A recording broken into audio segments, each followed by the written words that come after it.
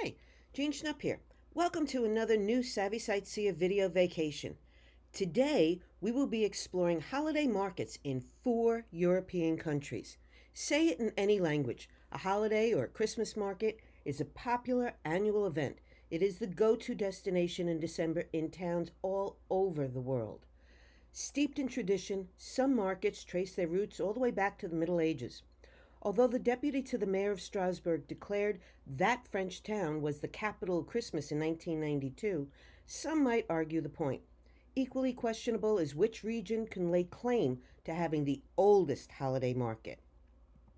Depending on whether you look at how long a market has existed in a spot sometime during the holiday season, or which was the first to use the term Christmas market, any of a number of different countries can lay claim to being the oldest. In Strasbourg, a market started there in 1570, and today locals contend theirs is the oldest in Europe. But Germany's Dresden says it's theirs, first held in 1434, that retains that honor. It's named for the traditional Christmas bread known today as Stollen. But Vienna in Austria is also widely seen as the birthplace of the tradition, where a one-day December market was first held in 1298. It was a place where locals could stock up on foods for the winter, not as the type of market we expect for the holidays today. But they claim it was the frontrunner. Since all were part of the vast German Empire holdings at the time they started, it's safest to say the oldest Christmas market is a German-based one. And that's why so many people flock to Germany to experience an authentic holiday market.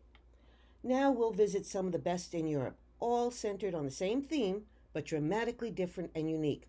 We'll start with Belgium, where Liège's Village de Noël is the country's largest and oldest holiday market. It blends old with modern. Then we'll move on over to England's capital city, London. It has no shortage of lively holiday markets popping up everywhere, some with decidedly distinctive aspects. Our third stop will be Valkenburg in the Netherlands, which offers a truly extraordinary atmosphere. Theirs is a subterranean one. We'll end our visit in the country that leads all others in the sheer numbers of markets it has, Germany, which boasts well over 2,000. The famous town of Aachen has earned a place in the annual Top 10 Best Christmas Markets in Europe list, beating out even the much better known Nuremberg market. Liège is about 1 hour east of Brussels in the rural French-speaking region of Wallonia, and it now considers itself as the capital of European Christmas markets and draws about 2 million visitors a year. They've got lots to choose from here. 200 wooden chalets are set up offering a range of unusual handicrafts, typical Christmas decorations, live music, costume characters, fun fair rides, lights, and lots of local beer and food that represents Belgium's split personality of both French and Dutch origins. Walking around the market, your nose is greeted by the aroma of roasted nuts, sweet candies, and baked goods. One treat you will see everywhere is the Rocher Coco, or coconut rocks.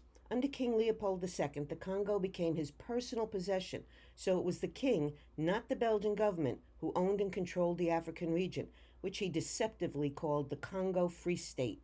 It was the world's only private colony, and Leopold referred to himself as its proprietor. From 1885 to 1908, he administered the Congo in a notoriously brutal manner, using it to expand and showcase his own personal wealth. He imported, or some would say looted, many of its spices, expensive commodities like ivory and rubber, and exotic foods such as coconut. The colony was later taken over by the Belgian government and renamed the Democratic Republic of the Congo, but sometimes these sweets are still referred to as Congolais. Another sweet you'll easily find here is the Coubertin, a raspberry-flavored candy with an odd backstory because of its accidental discovery. Many medicines in the 1870s were packaged as a syrup. A pharmacist in Ghent, experimenting on a solid alternative, realized his concoction was unsuitable for medicine, but could be used for something else. The mixture had formed a crust, but the core was still liquid. He made the leap to use the technique to make candy and opened a shop featuring his new sweet, where it quickly became a hit. Because of its shape, the dusty-looking purple cone was nicknamed Nozeka, or small nose in Dutch. The outer shell's texture is soft, like licorice, while the inner is stiffer, like molasses, and it's very sweet. Since they have a shelf life of only a few weeks, they're not exported. So to try one, you have to go to Belgium. One treat you can try here is the Liège waffle. Two main kinds of waffles are in Belgium. The Brussels version are made with a yeast leavened batter, which makes them light and crispy, whereas Liège waffles, pictured on the left here, have a more bread like dough that contains chunks of pearl sugar, which caramelize and form a crispy, crunchy, golden coating. The dough is spread or pushed into a waffle maker, and the end result is uneven edges and a more dense, sweeter waffle. Slightly crispy on the exterior, but soft and chewy in the center, and best served lightly warmed. Only tourists would think of loading them up with fruit or chocolate. Locals add only powdered sugar. Speculoos are also everywhere. These are a delightful cookie with about 8 different spices, pictured here on the right. Anyone who went to one of my cheeses and chocolates programs, you stirred the chocolate fondue with a smaller version of these. It is hard not to put on a few pounds going through this market with such beautiful French-style pastries. You'll find savory as well as sweets, like mouth-watering spits of ham. Liège sets its market apart from others in the country by expanding the festivities throughout the town and relabeling itself as a Christmas village, complete with its own post office and stamps, and a mayor who wanders around greeting visitors and bringing in citizens of honor. At its town center, Liège's Village de Noël, there's a giant 100-foot Ferris wheel that gives a bird's eye view over the stalls of marzipan, brisket, black pudding, mulled wine, coffee, paquet, which is a type of gin made from juniper berries. There's even champagne, oysters, chocolates, gingerbread, and of course, Christmas beers. Belgians are intense about their beers. Each major brand of beer has its own unique bottle and glass, with the belief that the shape of the glass impacts the beer's flavor or ability to maintain a head. In fact, some breweries have been known to engineer the glass before the beer, and many bars stock the unique glassware for every brand of beer they serve, which could be hundreds. Beer is without doubt the national drink. More distinct types of beer per capita that are produced here than anywhere else in the world. On the average, over 1,100 varieties of beer are produced in Belgium. One thing I noticed when I was there is that outside of the town centers, there's no holiday light displays. These residents definitely wouldn't know what to make of the way some houses here are decorated.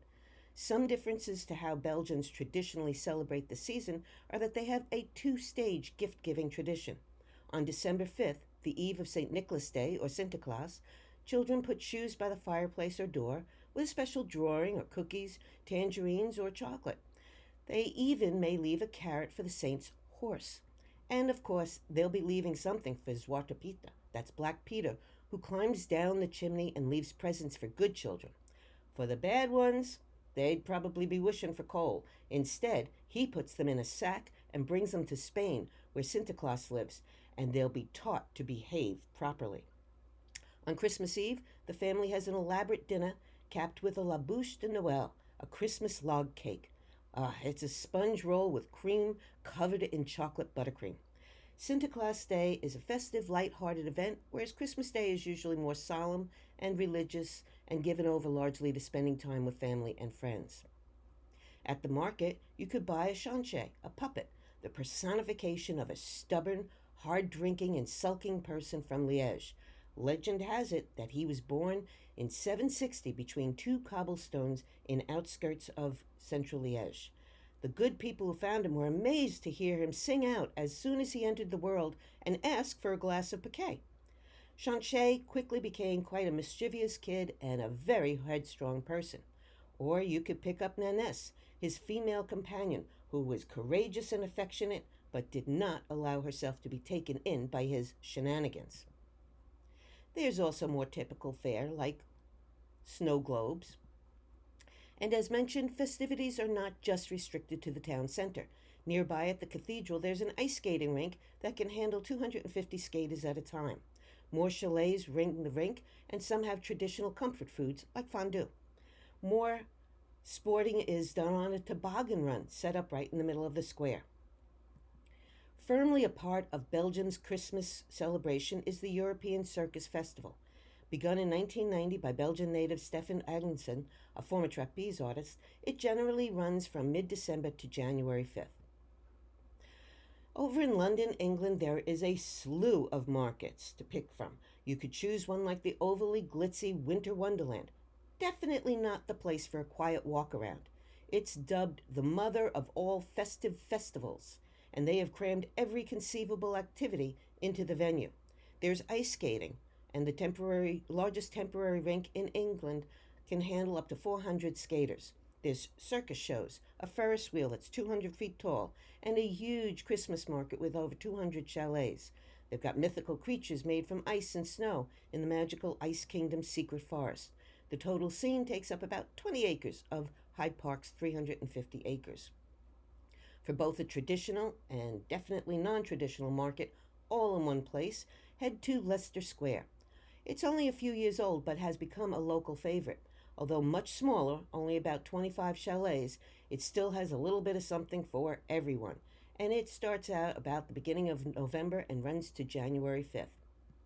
It offers a variety of food, gifts and entertainment, seasonal treats, and delicious drinks. In other words, gallons of mulled wine and bundles of bratwurst. A popular market item to pick up is the Christmas cracker. These cardboard tubes wrapped in paper are typically put next to the dinner plate. They make a little pop when the ends are pulled.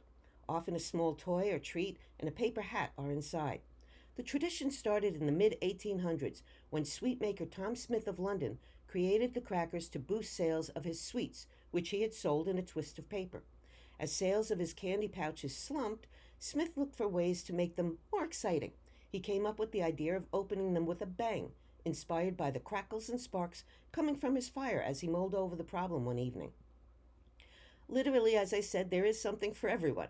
It offers something of an odd combination of festivities here. On one hand, there's Santa's Grotto, but then there's also a burlesque style review. The performance is in a 1920s style Belgian Spiegeltent. That's a traveling pavilion used as a dance hall and wine tasting marquee since the early 20th century. Tickets for both events are sold on the same website, so maybe don't let the kids do the ticket ordering online.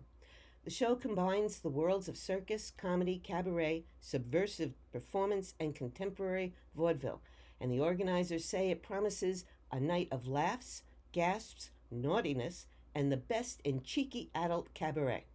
Not what some might consider typical Christmas fare. Some markets are enhanced by their location, such is the case with the Real Food Market outside King's Cross train station.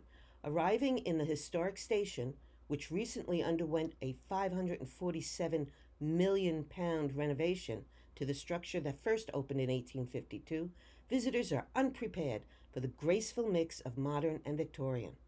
Central to the redesign is the shell-like roof of diagonally intersecting glass, steel, and aluminum that rises about 66 feet above the ground at its highest point. The vast canopy splays out from a great steel funnel located just a few feet from the historic station's Victorian-era Western brick facade. Stepping out of the station, you come to a truly traditional market, one that gets back past all the hoopla of Ferris wheels and to the food markets that were at the core of the originals. And so, after all the entertainment and gifts bought at other markets, then it's time to think about what will take center stage on the big day, whether that's Christmas or Boxing Day. Boxing Day, a big tradition in Britain for over 800 years, is the day after Christmas and is still an official bank holiday. Originally, it was a day when the church opened its alms box and gave the proceeds to the poor. It was deemed the servants' day off, and lords of the manor gave them small gifts in boxes. Christmas Day dinner is served in the early afternoon and is generally a festive meal. Goose or beef were traditionally the main dish, but more today it's a roast turkey with all the trimmings. Remember, they didn't get to have that because they don't celebrate Thanksgiving. There'll be Christmas pudding and mince pies, and dessert could be a trifle. My mother-in-law made the best. It was a sponge cake soaked in sherry or brandy, or maybe in Scotland whiskey, topped with fruit, custard, and whipped cream. The King's Cross Christmas Market is an extension of Real Food Markets, which was started in 2007 as a means to, quote, encourage people to reconnect to where their food comes from and to support and help smaller producers. The usual 3-day weekly market is expanded in mid December to daily for the Christmas market season. Organizers say they believe in the power of good food and that it can bring people together to create a better, healthier world around us. I'm not so sure how healthy some of these offerings are. Setting up outside King's Cross Station was a carefully selected venue. The organizers' goal is to provide as much convenience to great food as possible. They say we are up against the supermarket, but by finding locations where there is already a high footfall, we can offer people an easy way to buy fresh, high quality, real food at honest prices. Here you have some confections unique to Scotland. Tablets are sweet, fudge like, extremely sugary candy. It's medium hard and melts in the mouth, a traditional after dinner sweet and typical at Christmas or special events, like a Scottish wedding. Evidence suggests the tablet goes back to at least the early 1700s. One secret is supposedly the hand stirring, which takes a long time, perhaps a way to keep antsy kids busy. Ecclefechan tarts are named for a Scottish town bordering England, and they're more associated with Hogmanay, that's New Year's Eve, which was traditionally celebrated more than Christmas in Scotland. The very buttery nut and caramel tarts made their way to England in 2007 when a supermarket chain offered them as an alternative to another longtime holiday treat. The mince pie, which is a big part of the English holiday tradition. Back in Henry VIII's time, suet nut butter was used, and dried fruit, spices, and shredded meat were all very expensive, and so only the wealthy could enjoy them. One tradition today has that the family should bake 12 pies and eat one on each of the 12 days of Christmas to ensure good luck in every month of the coming year.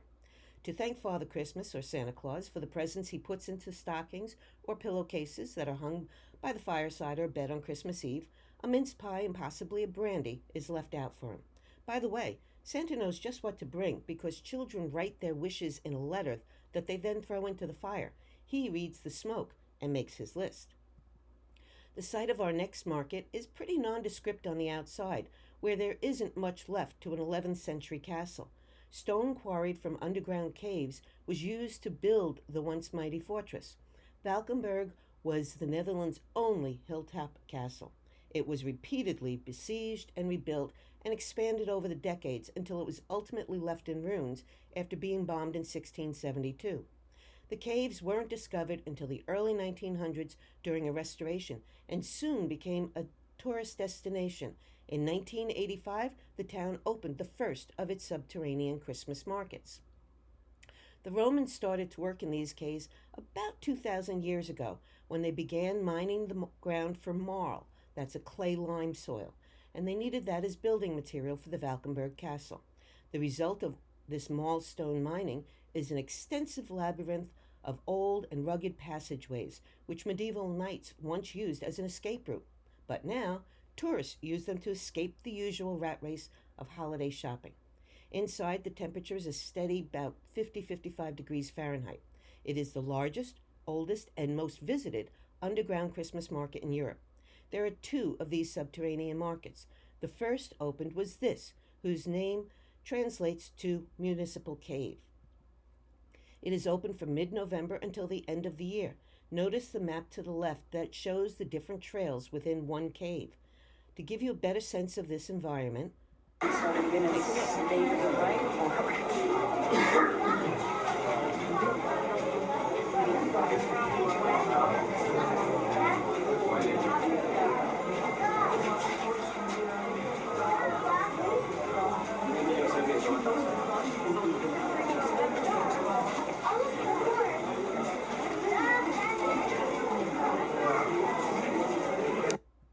There's lots to choose from here, including traditional home village pieces.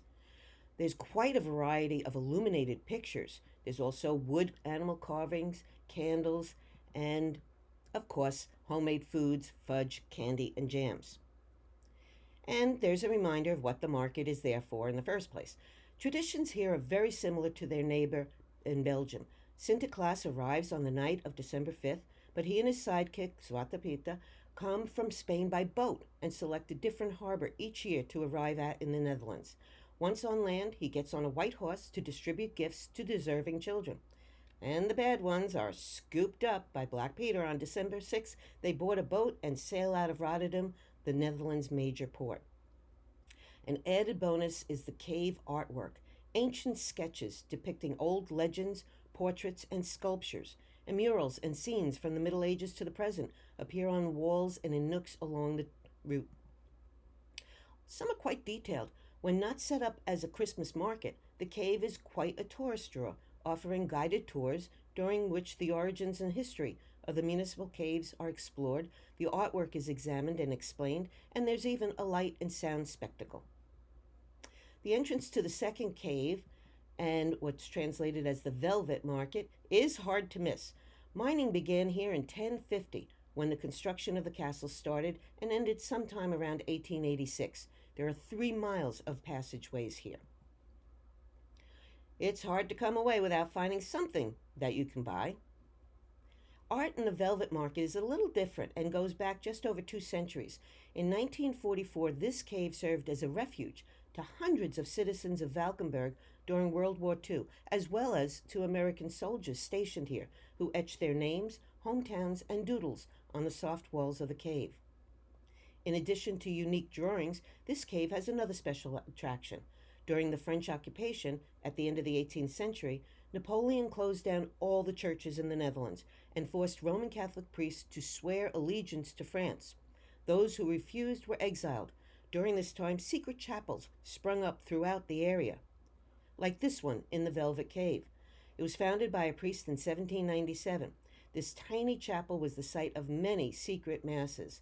Baptismal fonts, altars, and memorials to priests who were imprisoned or exiled were cut out of the soft chalk. Valkenburg's market spills out of the caves and throughout the town itself, which continues holiday shopping through January 5th. Busy shoppers can grab a food fix on the run, as shacks like these serving up cones of Santa's frites. You can call them patat, or as the fries are called in the northern Netherlands, or friet in the southern Netherlands, or of course Belgian frites after their actual country of origin, but don't call them French fries. A popular theory for the inaccurate naming is that American soldiers in Belgium during World War I were in South Belgium, where French is the dominant language, and so they dubbed the treat French fries. The secret to these enormously popular treats, the Dutch run a close second in per capita consumption with the Belgians, is twice frying at 2 different temperatures with cooling in between. Equally important is the topping. Most popular is a mound of mayo. Curry and chili are also hot choices, but the most distinctive is dubbed the Dutch War. That's a sort of battlefield of mayo on one side, peanut satay on the other, with a line of raw onion toppings spread between the two.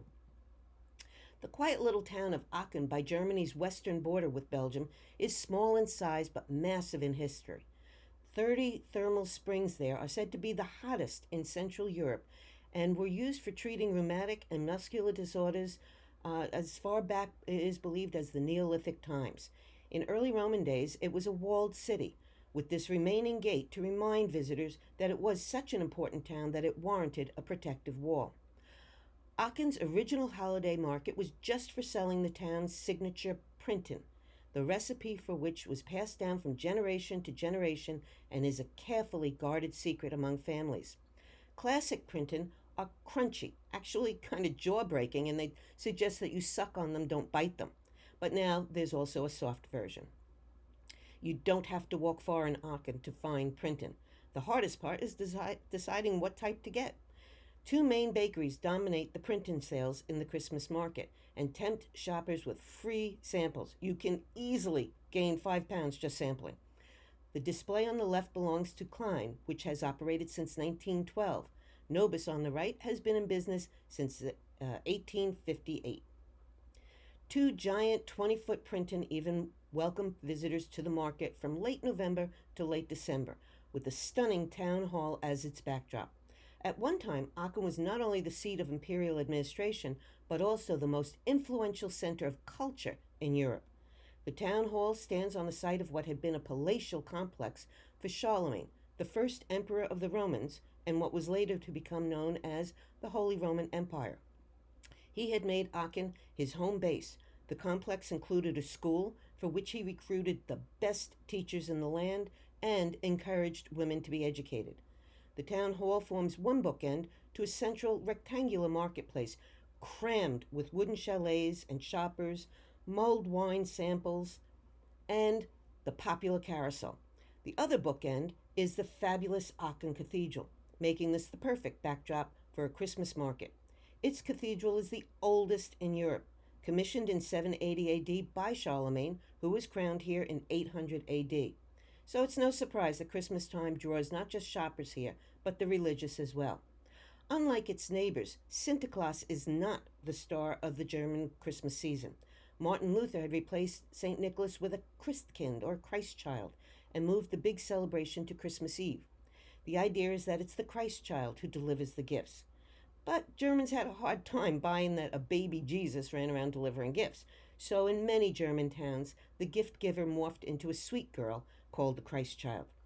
She's an angelic figure with blonde hair and wings and is generally chosen through a contest. She has a serious job through the Advent season, reading fairy tales to children and doing meet and greets with shoppers. Not only do vendor chalets fill the 400-foot long courtyard between those two impressive buildings, they also spill out into the streets and squares nearby. About 2 million visitors come over for the market's 4-week run. Unusual displays set this market apart from others. For example, who wants to buy just a bar of chocolate when you could get one that's shaped like a faucet or a wrench? Or maybe you want to have your chocolate as wearable art, like a watch. German Advent stars are colorful ways to light up the holiday season. These illuminated decorations are a modernized version of the Froebel star, named for the German educator Friedrich Froebel, the founder of the kindergarten concept. He used paper folding activities to demonstrate basic math principles. These pricey Nicholas dolls seem more troll-looking to me and not exactly saintly. For the serious baker, nowhere offers more cookie cutters.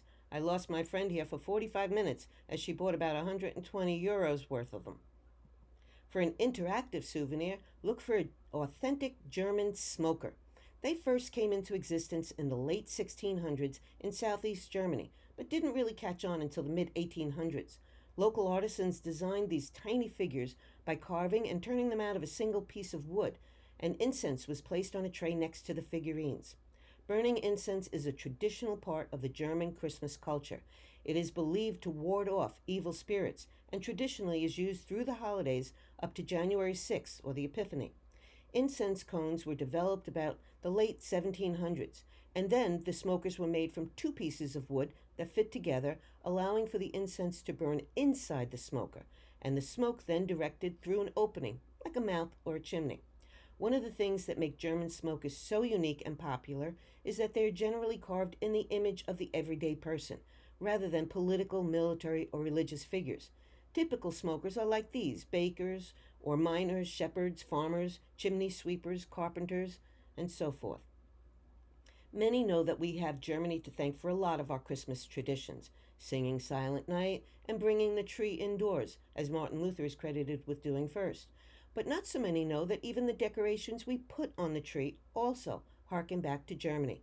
Glass ornaments were invented in 1847 by Hans Greiner in the little town of Lauscha, where his ancestor established the first glassworks in 1597. Initially, the ornaments were hand-blown and styled as fruits and nuts. When the United Kingdom's Prince Albert started importing decorations from his native Germany and putting them on the indoor Royal Victorian tree, which he also popularized in Britain, a tradition was born worldwide. F.W. Woolworth visited the Greiner Glassworks in the 1880s and over time bought over 200,000 of these baubles to ship back to his eager American customers. By the close of the 19th century, the five and dime store reportedly had sold the equivalent of $25 million worth. All this shopping can work up an appetite, and fortunately, Princeton isn't the only sweet in town. German apple tart, covered with warmed cream, can't be beat on a cool afternoon. Christmas is generally the time you'll find another popular German treat at the market, called a domino tile. These were invented by a German chocolate maker in Dresden in 1936. He was looking for a cheaper alternative to his expensive pralines. He created a layered sweet with a base of gingerbread topped with sour cherry or apricot jelly, and then a layer of marzipan, all coated with chocolate. Today, a so called white chocolate covered domino is also available. Of course, you can't fully enjoy a German market without having a bratwurst while sampling mulled wine or good German brew. Another popular holiday tradition in Germany is to follow the Romantic Road, a 220-mile scenic route from Würzburg to Versen in search of other Christmas markets.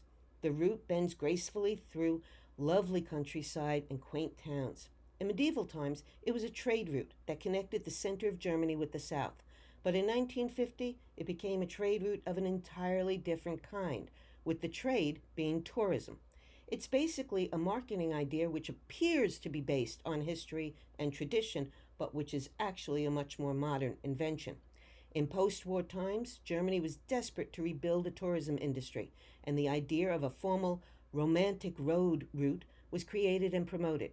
It has stops at some of Germany's most beautiful and iconic places, like Neuschwanstein, Mad King Ludwig's fanciful castle, and charming Rothenburg. This is Germany's best preserved walled Roman town and gives new meaning to picturesque with its half timbered medieval houses and town square.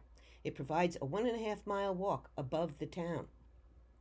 Christmas is a major part of Rothenburg's history. Its town square hosts one of the most famous Christmas marketplaces during the holiday season, and it has done so as far back as the 15th century. Tradition is strong and little has changed, so is a glimpse at over 500 years of living heritage. In fact, the town's been dubbed Germany's Christmas capital. But you don't have to wait until December to enjoy the holidays in Rothenburg. That can be done with a visit to Kate Wolfhart's Christmas Village shop.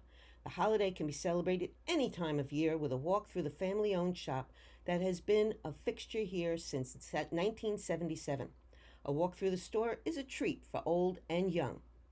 The heart of the shop is designed like a medieval German village with snow-covered houses, thousands of twinkling stars, and winding cobblestone streets.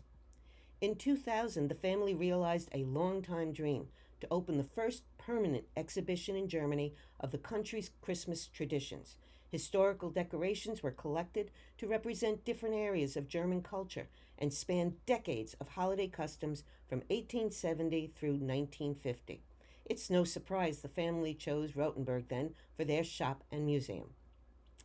I like to end all of my programs by paraphrasing the words of Dr. Seuss. Sometimes you don't appreciate the moment until it becomes a memory, and I like to add to that to always remember to celebrate the moments and treasure the memories. I hope that you have enjoyed this trip through the European markets. If you have any questions about the program, email me or use the contact page on my website. Of course, I also invite you to visit my website to see more of the countries we visited today or any of my European destinations. When libraries are again offering in-person programs, you can check my programs tab to see where I'll be. Until then, visit the library site for more video vacations by Savvy Sightseer. Happy holidays to all!